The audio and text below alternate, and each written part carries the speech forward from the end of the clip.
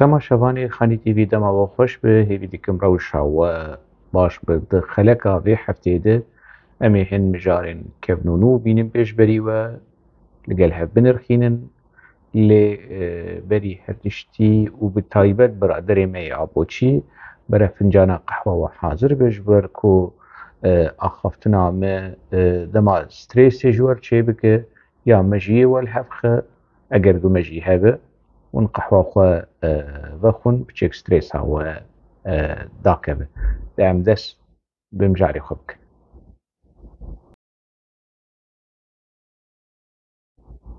Dema em behsa binpêkirinê mafê mirov a li Rojavayê Kurdistanê dikin ku desthilatdariya PKK dike. Ev binpêkirinê hanê rojane ne. Binpêkirinên li ser asta jiyana normal e binpêkirinên ser asta ragihandin û aliyê wê siyasî heye û binpêkirinên ser asta eskerî. Ev wêneya ku we dîtî serbazên Kurd in subayên di artêşa Sûrî de bûn ji artêşa Sûrî veqetiyan ji û xwestin hêzekî eskerî ê Kurda çê bibe. Ev xwedî ezmûne yanî hemû subayên payebilind bûn, xwedî ezmûne, xwedî tecrübeyekî profesyonel bûn yanî ne ku li şikefta û li kampê PKK perwerde bûn generalên bi rastî bûn ne generalên wilo ji ber xwe naval xwe bikin yanî General Mezlûm Ebdî yan jî General Bahoz Erdal û General Murad Karayîlan nana generalên bi rastî yanî. Evan heşt serbazê hanê serbazên payebilind evan biraderê hanê ji artêşa Sûrî qut bûn û xwestin xwe bigînin Kurdistana Iraqê û li wê derê bingeha yan jî tiştekî leşkerî hêzekî leşkerî ji bo Rojavayê Kurdistanê çê bikin. Ev heşt serbazên payebilind subayên payebilind heft cê ji Efrînê bûn yek jê ji Kobanê bû. Tedî PKK pir behsa Efrînê û Kobanê dike û tîcaretê bi Kobanê û tîcaretê bi Efrînê dike. Vana zarokê her du herêmên Kurdistana Rojava bûn. Di sîyê meha 2013 de bi hev re dixwestin herin Kurdistana Iraqê û li ser sînor grûpekî PKK wan digire û ji wê çaxê de heta roja îro wendane. Çi qayse danûstendin û diyalogên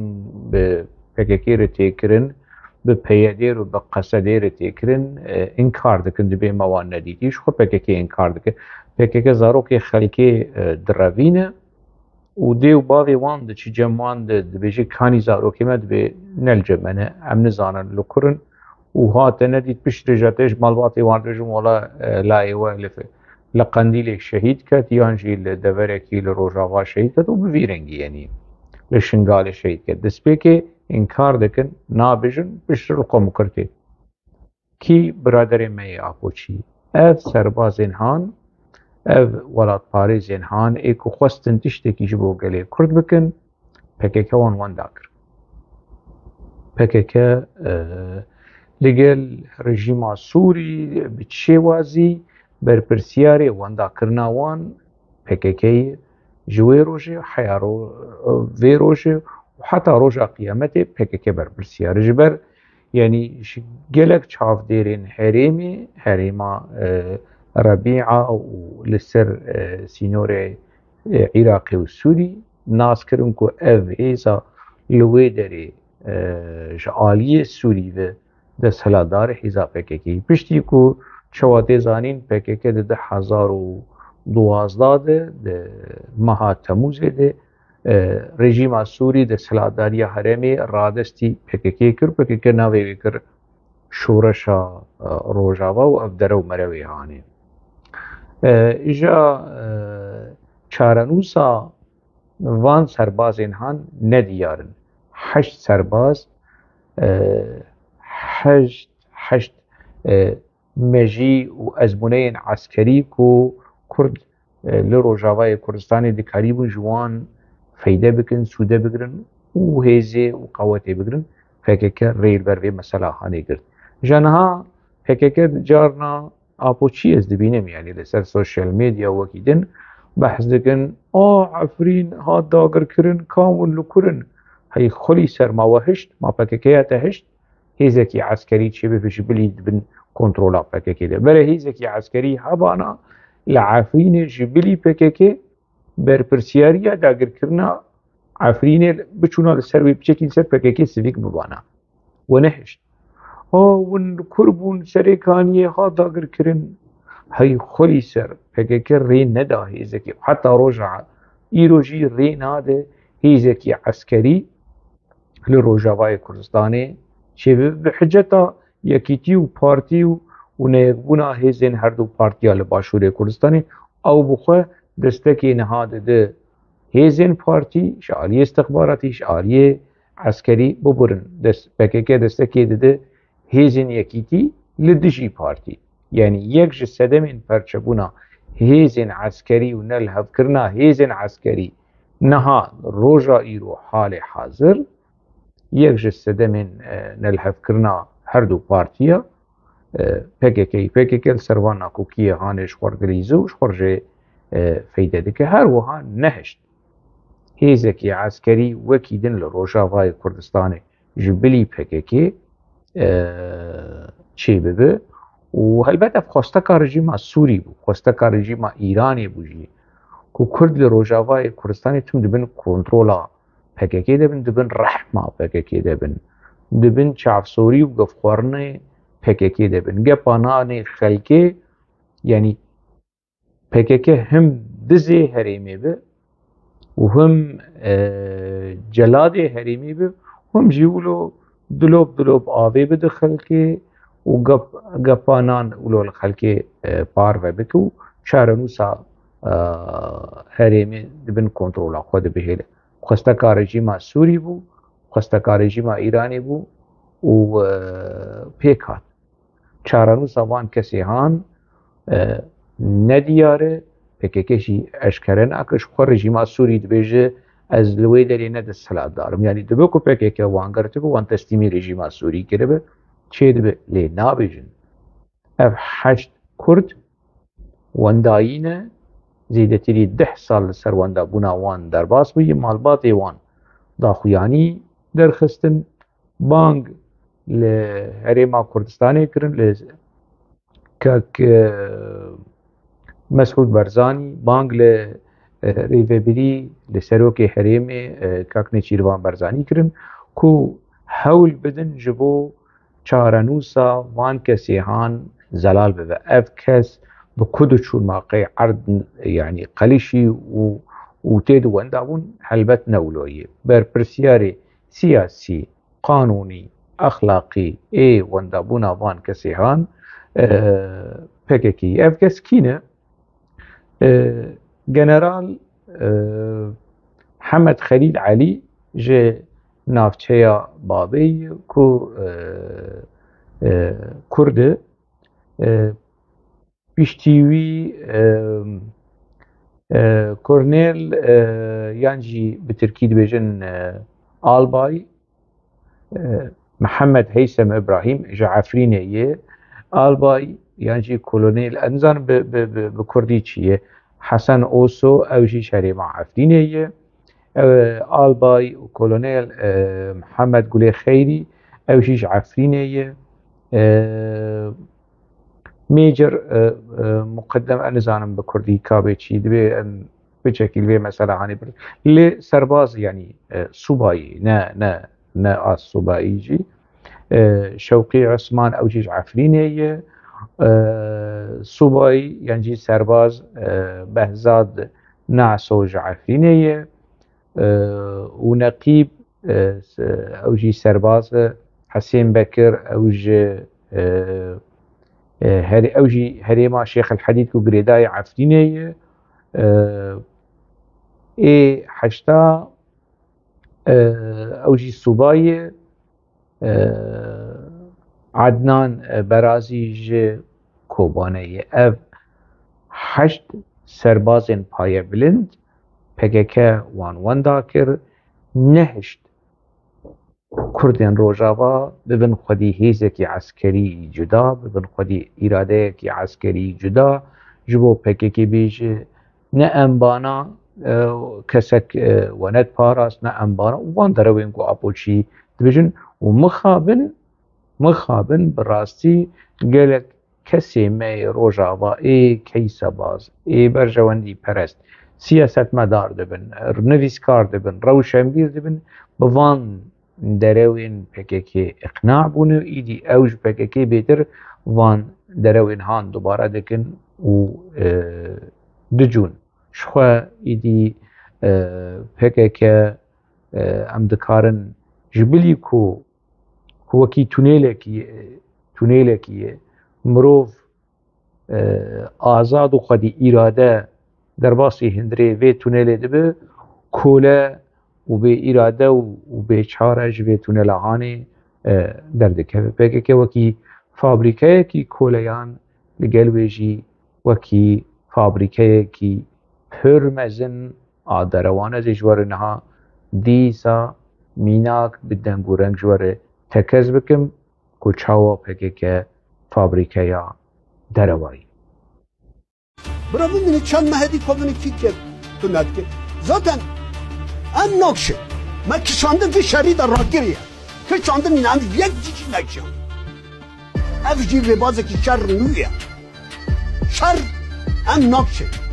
یا اول ما تو نبکن دوردم ما بن عد بکن یا جا ام تو نب تو مشه بکن برادین می آپوچی پر جوان زرتین هن حز دکن و بموزیک و برش و سپی برنگ بلاف دکن و يعني أفضل خويانيا جنرالي قراسة مراد كرايلم بري چند ساله يعني كسك ناي حساب جوي جنرالي يعني جوي عسكري هان أبي كود بيجي ما باش بكشاندن ج دستورا خوش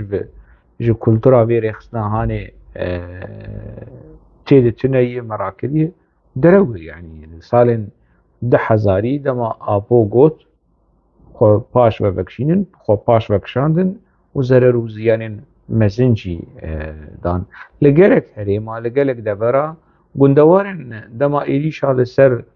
لسر کوبانی چی بو PKK و قصد و آپوچین هان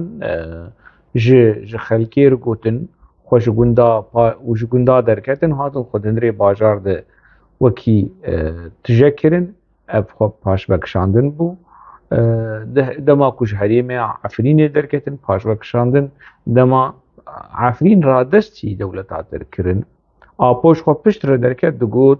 از هیوی دکم کو حساسیت دولتا ترک بر چعبا وره در باز کرن آپو اف کسین عفرینی بره بگرن ارشیفا PKK بنرن اگر آپو داخویانین خود پشتی داگر کرنا عفرینه اگر داگر کرنا عفرینه شرمزار کریه بره وی بلگا هانه وی داخویانی هانه اشکره بکن شتکی ولو تنه آپو داگر کرنا روجاوای کردستانی نه عفرین نه سریکانی نه هریمن دوریدن یعنی تجاری شرمزار نکریه ترسی وی مثلا هانه دگوت از هیوی دیگم حساسیت این دولت ترک بر چاوارن در باز کرد اف داخویانی آپو بو همو کس به مسئله هانی دزانه کس نای حساب جا آپو ناخوازه کس نای حساب جا جمال ناخوازه جمال کو ازارو که خلقه بشینه نوا شراده و دو بیشه یا میوان تیخن گوره یا اوی ما تیخن گوره تماشا کن و تماشا کن سوزیویش خود پرن یعنی تهدیدیوی و گفخوارنه جمال جی پرن و یعنی به ویدیو و سر سوشل میدیا کس نایوان تشتی هان ناده بر جمال نا به ج مراد کرایلان ده ایدی بس یعنی ام جوان دروین هان ام تیر بون ما تیر خواه یعنی وان گفخوارنه ها وان زرتی هان قربانیه و نتوی نه جمیل بایک نه دوران کالکانه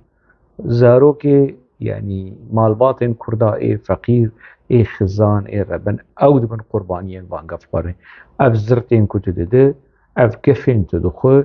كسكناي حسابنا خوازي يو از فهمنا كم انا آپوچی حسابش آپو نخوازن آپو خوده دبینن آپو پیغمبر دبین آپو زمچه دبین باشه اویدن چما حسابش وان نخوازن دو دنیای ده چه نبیه دو دنیای ده دولتا ده عشیره ده بچه منطقی به چه نبویه ریخستنک برپرسیاره کی گل نه حسابش نخوازه جیر نبیش تزارو قیمت کد بر اريد واندا كشتن كافقزن جنسياسي تشبون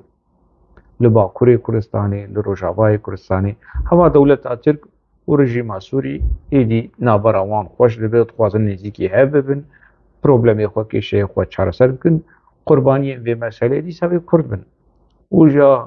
خولي سريا ديمقراطيك دا خوياني ادرتين وهوار عادك ودبن ام قبول ناكن تكي تلبر شي قبول نكت قبول نك يعني شخد نورمال دولة برجواندية وان ولي سر حسابي كردا بس تشكر وكي بكاكا جاوش مر يقدر كذا ناويتشي حسين كوچر وبيجي نش قري لابانا ونزانم باشور هولير ويتنبا نش قري لابانا وارجنتين نا دولة بانا نش قري لابانا وموزمبيق نا دولة بانا نش قري لابانا ايرو اسبانيا لسر جورجيا 4 جول نداني وفي منطقه ولو خارو مارو نظام شاد عاقب يعني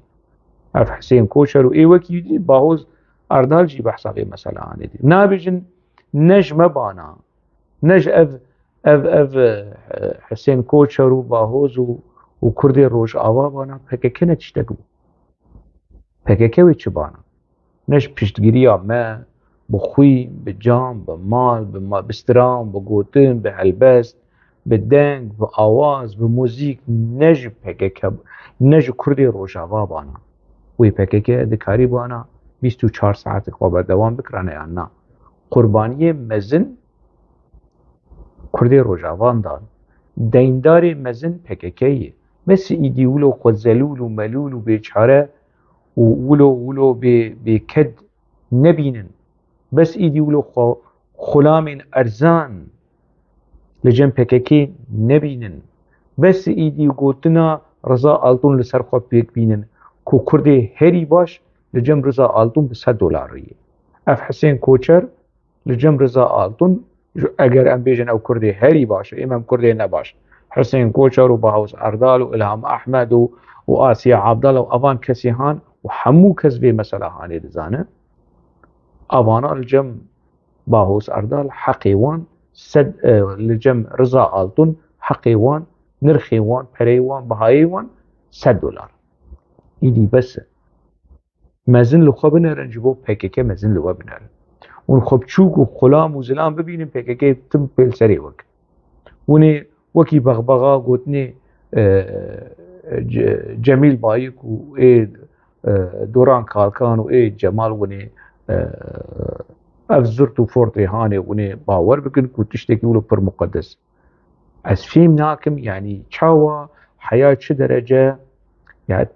ترخنه دكي انفرماسيون جوان رتينه بلغيا جوان رتينه جوان رد بيجي هر چواي دبي ري چواي جوان دي بيجي كاوا و چب سر هفخست و چب سر آني و چب سر كفتن بيك آني تو خاينه تشكير دخبته تخفروتي نابجن آپو خفروتي تركا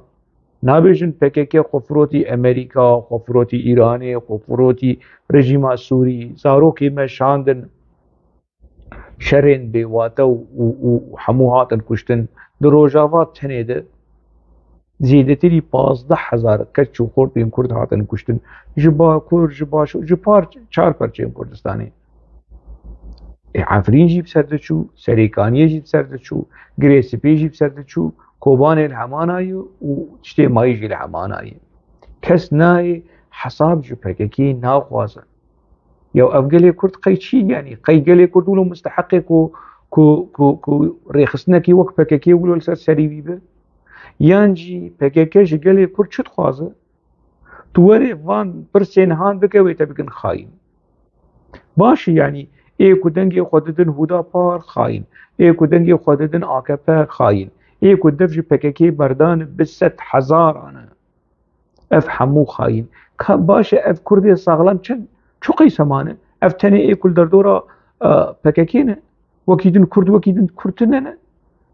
کردین ولات پاریستنه نه تنه یعنی چند دفعه کو آپوچی بن جو 40 مليون كرت وفي بك خاين همو خاين كي ولات باريس دمينه آپو دوران کالکان ولات پاریز دمینن اب مراد قرایلانی کد بیج تماشاکن یا میوانتی خبن عرده یا اوی متی خبن عرده بريمت ذاك بن عرده زاروكي خلقيت كبن بن عرده ربانين كردا فقيرين كردا هر مال باتا کی کرد و زاروكي خب بحيسري چاوا مزن كريتي هرتي ويتي خبن بن عرده و تيرونه و رختي تلتا و هر ور و حواله جمال شو حواله جمال هاتو و هر کو هجمارا کسین قربانیان دکهون بن عرده پرده بن یا ما قی وجدان نمایه یا پیچک وجدان پیچک مجی پیچک وجدان ولو بلوه ایدی وی ورناز کرن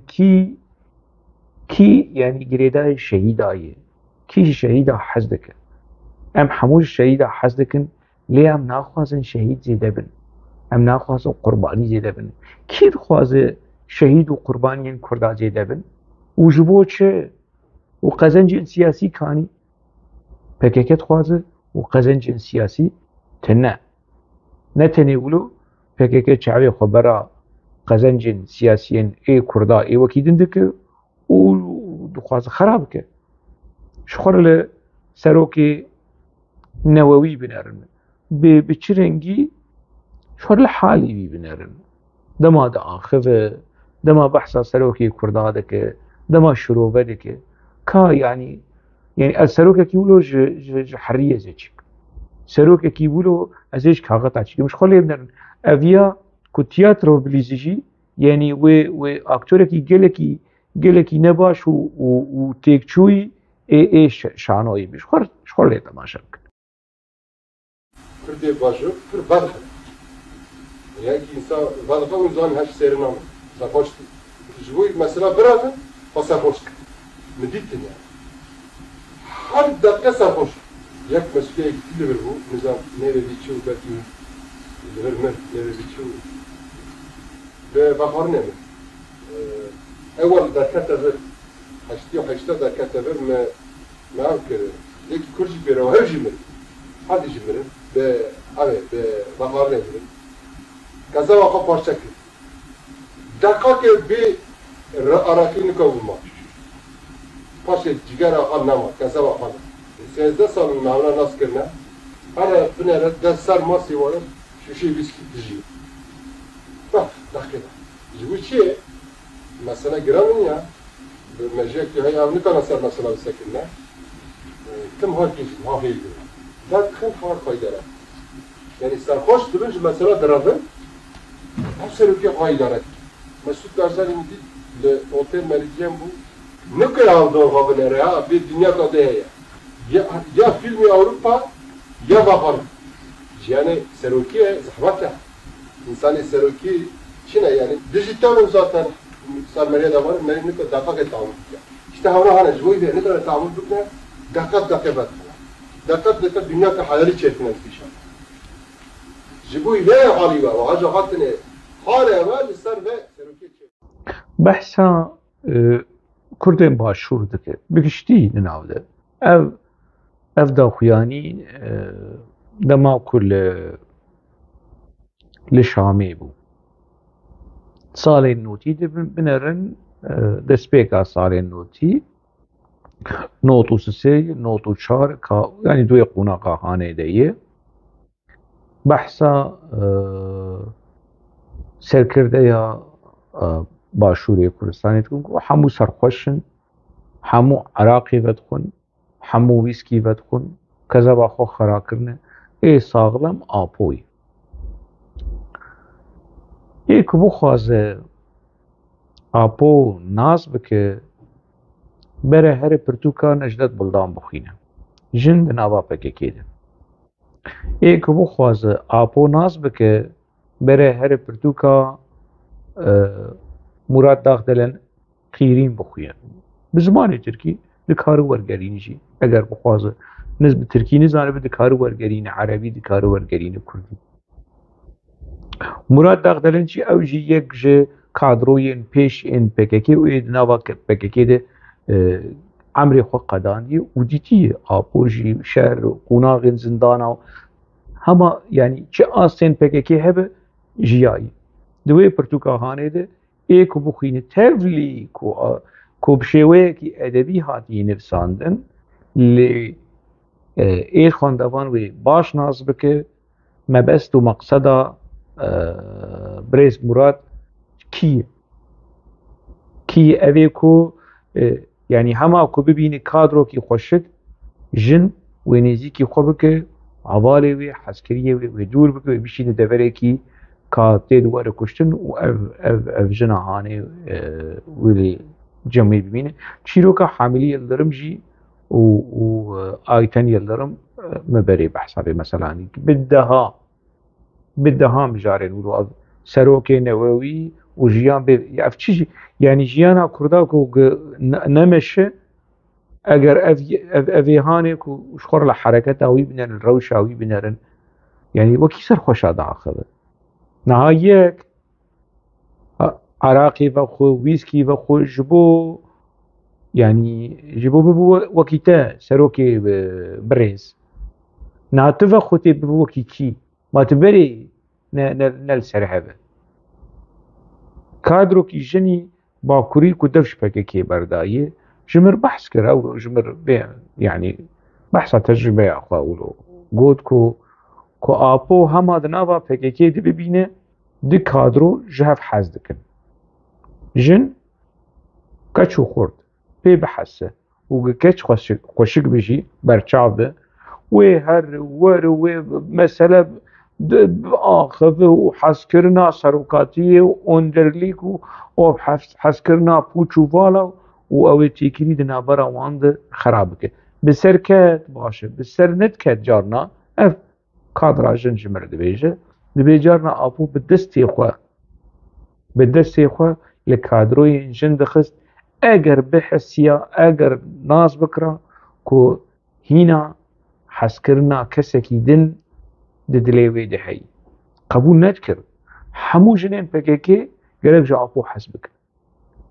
چینا به رابن جهرنجی جه حوالکی خوا یعنی چیروکه کی حس کرنه بری تبلیبونا PKK هبه حس کرن حمول جم آپو راد وسته میرن دنیای ده حمول جم آپو راد وسته همو جنین دناوا PKK گرک تنیج آپو حس بکن وکیدن حس کرن چنه اگر ناز بکرا اف کادروی هانه مالن سروکاتیه و ویلن سروکاتیه ایکو لشامی تیده دجیه اگر آپو پی بحثیه اف کچا هانه اف کادروی هانه هینا دلی وی بسر وی خورتی هان رهیه یعنی جی حتی سر آستا تنی هست بیانی بیتی کلی آپو ده جیده یعنی مداخله دکر و بشیوه کی هوانه لکادروی جن دخست بدستی خو لکادروی جن دخست اوی کد به جیان به سروک نابو و سروکاتی مرزگار کرد ولی خلیس سروک لسری تبویه سروک تا چرزگار کری سروک تا کری کوله تکری آلا وکی ارزان جبو پروپاگاندا یا ریخستنه چی تا آزاد کری چی تا رزگار کری سروکی تا نووی نه ام استم ودگرم قاشو ده تجرید دیه از مجبورم و گرم ارشیفا آپو یکو بری چند سالا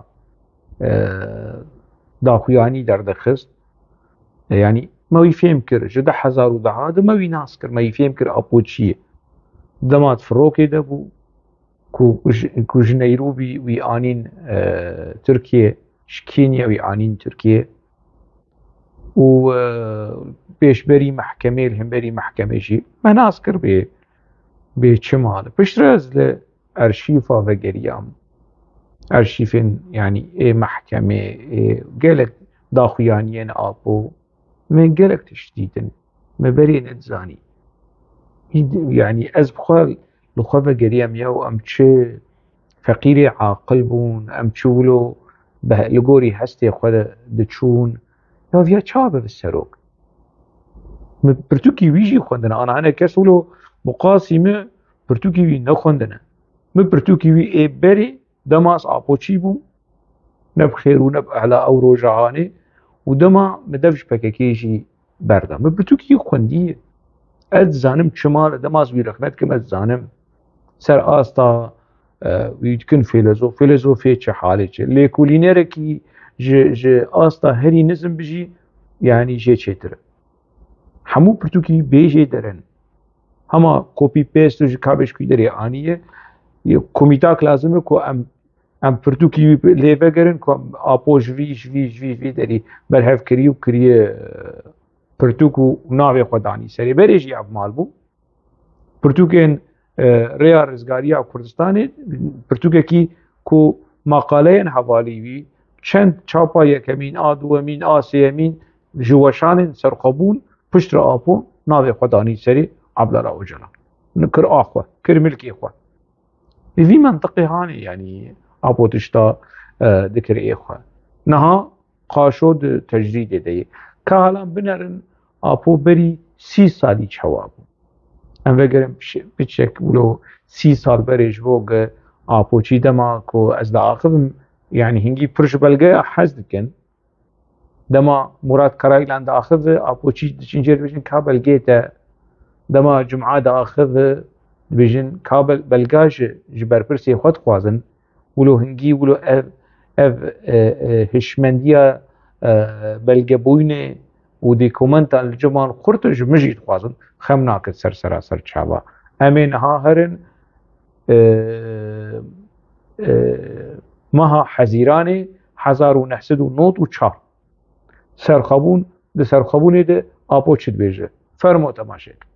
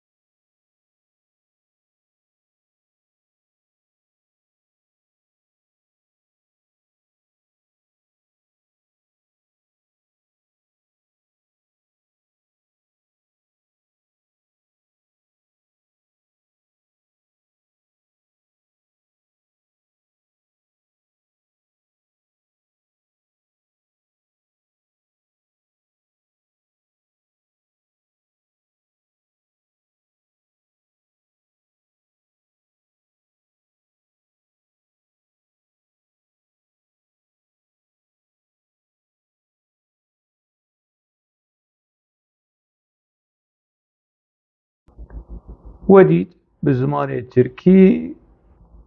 روجافا PKK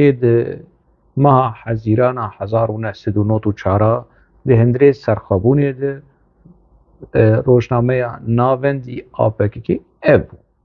بحثا كو دجمن ده چنبري ده و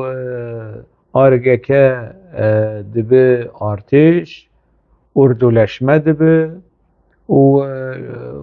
و آپوشی بحثا اندرلیک و پرنسیبین اندرلیک و راستی و بنگهین اندرلیک دوار پراکتیک ده کاشنه وی منطقه هانه داخل مدید دنوت و چارا ده بحثا اوندرلی مدید اوندرلیک ده هندری فروکه ده چبو اوندرلیک اکو آپو بحث ده که لگوری ماده یا 125 قانون ترکات محکمه کرن اوی خواست او و پارێزەری وی خواست نا لەگۆری مادەیە 168 کە وەکی سەرۆکێکی چەتە وەکی سەرۆکی جەماعەتێکی چەتە و چەکدار وەرە محکەمەکردن ئەڤ ڕاستیە ئۆندەرلیکە ئۆندەرلیکە ئاپۆک و مەپێ گێژ کردبوو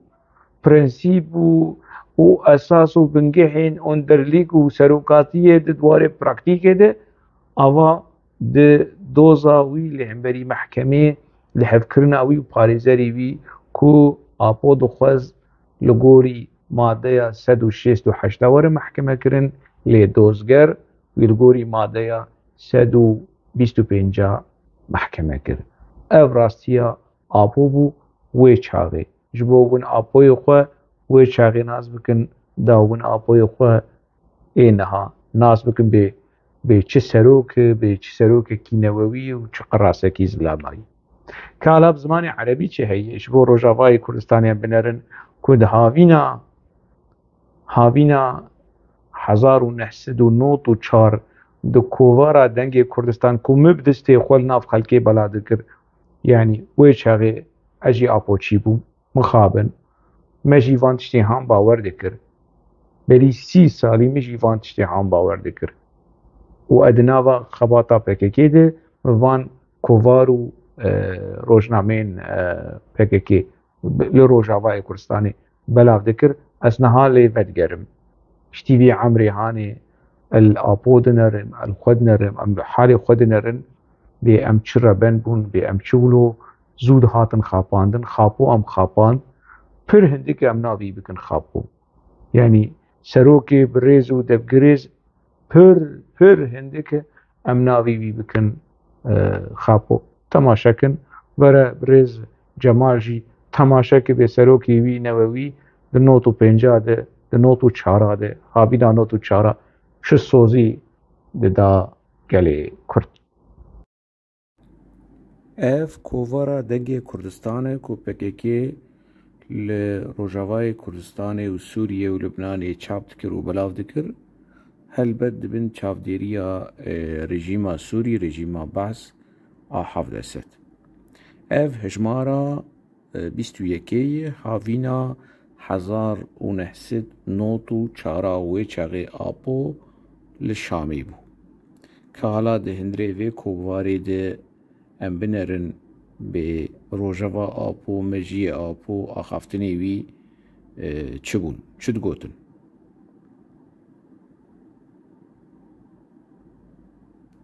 li ser bergê wê bi zimanê erebî hatiye nivîsandin wekî manşeta sereke em ê sala 1994 bikin yan jî sala 1994 ew bibe sala rizgariya Kurdistanê bi vî rengî bi vê meعنê bi vî wateyî ev manşeta sereke li ser bergê kovarê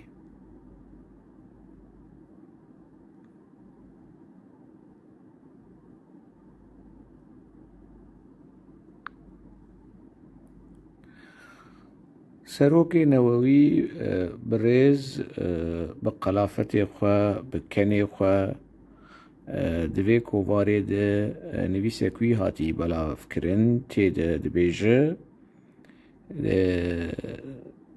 partiya me di derbasbûna sala xwe ya 16 de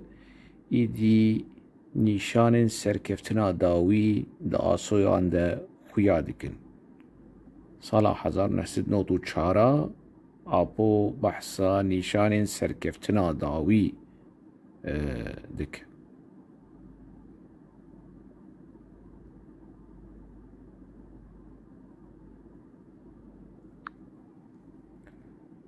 دیسا سروکê birêz devgirêz bi rûyê xwe ken bi gewdê xwe bi zikê xwe bi rûniştina xwe ya li ser qoltiqê li Şamê dikene û dayîkê Kurda wê çaxê digiriyan dayîkê şehîda دوی کوواری ده لنگ کردستان نویسه کیوی دن هیه چه دبیجه برای باکوری گهدار بکن دبیجه خباتا میا سیاسی و چکداری آنها اوی به گارانتیا تکز جبو آواکرنا دولتکی سربخه آپو ماشالله خودیر وی ده 1994 ده وان گوتنا دو گوت وان سوزاد دا نها جبرکو ام نزانن قاشو ده تجرید دیه ام نزانن چی تبیجی یعنی نتوا دموکراتیک و کومارا دموکراتیک و دولتا کردا سربخواه تشتکی شوندماییه آپو بری 30 سالا او مال بو و نهاجی او ماله مجور ورگران چی جبوکو یعنی و ناز بکن او مانشید چنه سالا 1994 وی به سالا رزگاریا کردستانی درو ام نها ده 2024 دنه کس نای حساب جا آپو ناخواز سروان داخویانی هانی وان سوزی هانی کو به 1000 کچو خورد جبو پیک آنینا وان سوزی هانی هاتن کشتن جیانا خوش دزدان شهید کتن دیسا دبیجه ام 16 سال وگرا ریخستنا ما پارتیا ما اشارت سرکفتنا داوی خویا دکن و اشارت خویا دکن پشتیوه دا خویانی اکی دنجی بحثا سوزن سرکفتنه و سوزن دولت بوینه و بحثا خباطا سیاسی و خباطا عسکری و بحثا دولت بوینه دکن نه بحثا کومارا دموکراتیک و نتویا دموکراتیک و دموکراتیک جمهوریت و دموکراتیک ملت و نظام چیروک میروک اینها ودید آپو وی چاقی چاوا زارو که کردا کچو خورتی کردا دشاند مرنه